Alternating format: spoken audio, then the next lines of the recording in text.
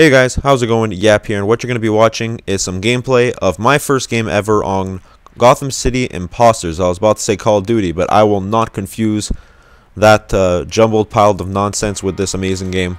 Now, what I'm going to be doing in this video is pretty much giving my opinion on the game and what I think of it so far. I've been playing it, not extensively, been kind of busy with school, but I've been playing it a lot. I haven't played Call of Duty ever since I got this game, and that is a good sign, because Call of Duty has been, Call of Duty has been kind of going down the drain. In case you guys haven't heard, sales for Call of Duty are going way down, way down.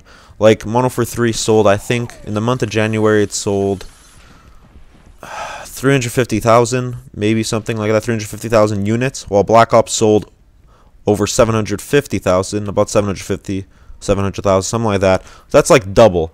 That's a huge drop in sales. So if I was Activision, I'd be getting worried. And if I was Activision, I'd be taking note of this game, but I'm gonna get into that after. First, I just want to give a little rundown of this game.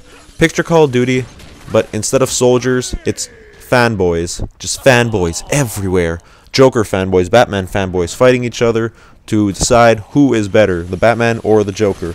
Obviously, everyone has their opinion. I'm not gonna get into that, but Joker is badass because he's like one of the greatest villains or comic book villains ever.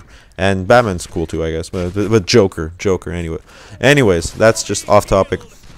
If you want, there's a 60-minute free trial of this game. Go download it, try it out. If you don't like it, oh well, it's not for everyone, I guess. But if you do like it, I'd highly recommend buying this game. This game is $15. It's on the Xbox Live Store, PSN Store, and Steam, I believe. I believe it's on all three platforms, if my memory serves me correctly.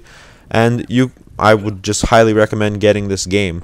$15, you get a full multiplayer experience, you get 5 maps, a ton of weapons, perks, customizations, costumes. There's more stuff if you want to buy it, but I don't want to waste more money. But $15, and to put this into perspective, for $15, if you were playing Call of Duty, you'd get 4 maps. In this game, you get a full game for $15, and this game is not just some half-ass thing thrown together at the last second. They worked hard on this.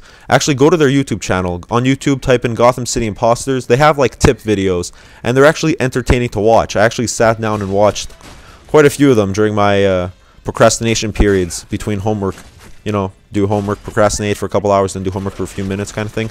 But I watched their videos. Go check out their channel, Gotham City Imposters. There's just a ton of videos giving tips, tricks, and just everything to do with the game, behind the scenes. They even do little skits where they came up with the idea of the glider rig, which it's a glider, and they described how they first came up with the idea, and it involves a developer testing it out and not ending too well, but it was funny. I found it pretty funny, so go check that out. But again, I'm getting off topic. My mind just wanders way too much. But yeah, like I said, for $15 you get a full game. Now Activision charges $15 for a map pack, which gets us 4 maps. If you're playing Black Ops, you get 4 maps and a zombie map, which is, a big step forward. But in this game, there is going to be DLC coming out in March. And what is coming with that DLC is a map, new guns, new perks, a ton of new costumes, dedicated servers, possibly, if I read the article correctly that I read. I'll put it in the description if you feel like reading it. If not, I think I read dedicated servers, join in progress, and quick mutes, because there is no join in progress right now, and there's no quick muting. Muting is really complicated, and I don't even bother. But they're going to be bringing all that. Now, how much do you think that DLC is going to cost us? Consider if Activision charged us $15 for 4 maps, this is giving us a map, weapons, perks, costumes, dedicated servers. How much do you think this is going to cost you? I don't know, $10, $15? No, it's free. It's completely free. And best of all, they listen to the community. They're kind of like Treyarch, except they don't take, 4 games or 3 games to actually start listening to the community. They do it on their first try. And they're listening to suggestions. That's also what their YouTube channel's for. They can help connect to the people who are playing their game. They interact with people there. But it's completely free. And Activision, if you want to win over some of your lost fans, maybe start giving out some stuff for free, because if you ever want to buy someone off, the best thing to do is give them free stuff. That's like instant. It's obviously not respect, but it's gonna make you hold their attention a little longer if you start throwing stuff at their face for free.